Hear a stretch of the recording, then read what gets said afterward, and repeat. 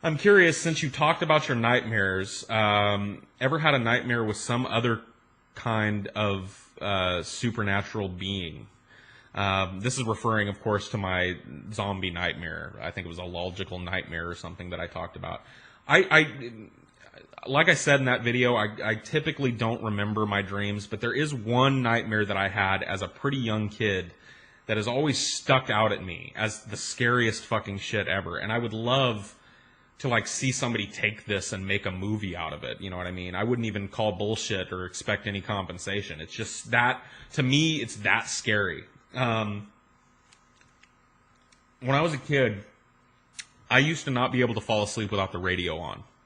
I used to have this old 70s style, hi-fi radio system that my mom stuck in my room when I was a baby, because it would help me fall asleep, the sound. And growing up, 7, 8, 9 years old, I still needed that. I've only recently, relatively recently, within the last 10 years, gotten to the point where I can sleep in complete silence. I've always just preferred the noise. And when I was a kid, I'd always have the radio on, no matter what, when I went to sleep. And I had this dream one night that really, I think, changed the course of my life. I think that more than anything, this dream made me a fan of the horror genre of movies and books.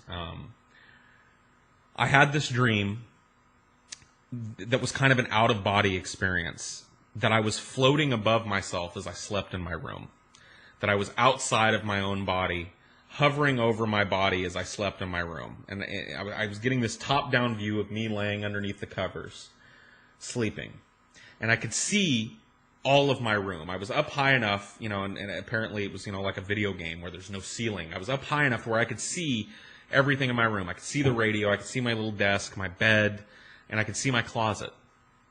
And I'm sitting there, and I'm watching myself, and the music is playing out of my radio, and I could hear it in my dream. And then a commercial would come on. I'd have it on some terrestrial radio station, and a commercial would come on for a local tire joint or something. And as soon as that music stopped and a commercial started, my closet door would start to open.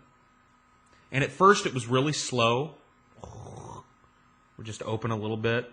And my focus, as I'm floating above myself, if you're following me here, would be instantly drawn to that crack. And I was like, oh, fuck, what is that? And then the commercials would be over and another song would start up, and, the closet would close. As soon as the music started, it would go and close.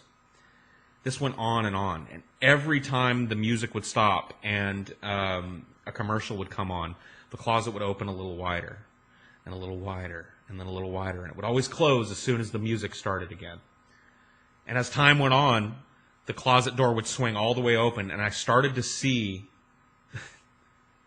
this thing reaching out of the closet.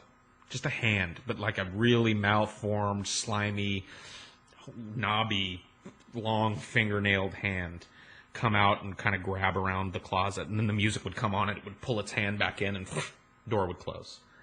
And as time went on, I started to see more and more of this thing. It started to get braver. Every time a commercial would come on and that music would stop, and it would shamble out, you know what I mean? And I was above it, so I couldn't really see what it was like, but it's stringy hair and big, just a slimy, just a filthy, disgusting demon beast. You know what I mean? Just like every kid's worst nightmare. The thing that every kid would just die of fright if they saw it coming out of their closet at them. The thing that we all feared was in our closet when we were little. And this thing would shamble out of my closet, and then the music would start, and it would go and get back in the closet, and the door would close. And every time a commercial would come on, this thing would get closer to me and closer to me, to the point where it was getting so close that I'm floating above myself, and I'm yelling, and my voice isn't making any noise, but I'm trying desperately to scream, wake up, wake up, wake up. And this thing at one point, and I remember this was really the worst moment of the dream for me. This thing is hunched over my body, and I'm above screaming, wake up! And at some point it turns its head and looks at me and flashes me this look and goes back to get me, and then a commercial starts. And it goes, rah! It makes this god-awful noise and slams itself back into the closet. This dream went on like that all night. And I didn't wake up. You know, the dream came to fruition. I had to get up for fucking school, you know, right at the point where it's like slavering on my body and I'm watching it. It was the worst dream I've ever had. And I remember after having that dream, instead of being like, and I'm not going to lie to you, I was scared for a long time in my room after that dream. But instead of, ultimately, months down the road, it made me interested in that because there was something about that feeling that I got in the dream. And I'm the kind of horror fan that genuinely gets scared when I watch movies. You know what I mean? Or when I'm playing a scary video game. There are horror fans that are like, oh, somebody's getting their head sawed off, and there's something in the closet, or there's something, you know, in the sewer grate, or they all float down here, Georgie, and you float too! You know? Any It fans in the house? Fantastic book, pretty decent movie.